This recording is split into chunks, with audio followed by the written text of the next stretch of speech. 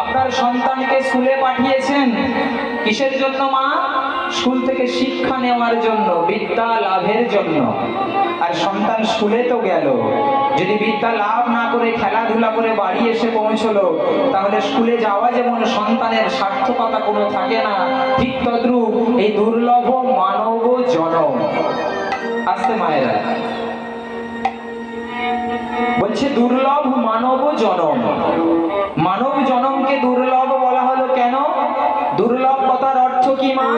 না, দুর্লভ কথার অর্থ হলো যা কিছু সহজে লাভ করা যায় না বা প্রাপ্তি করা যায় না। অর্থাৎ যা কিছু আমরা সহজে প্রাপ্ত হই না তাহা হলো দুর্লভ। আর ঠিক তার বিপরীত শব্দ যেটা হলো সুলভ। তাহলে দুর্লভ যা কিছু সহজে প্রাপ্তি হওয়া যায় না, আর দুর্লভ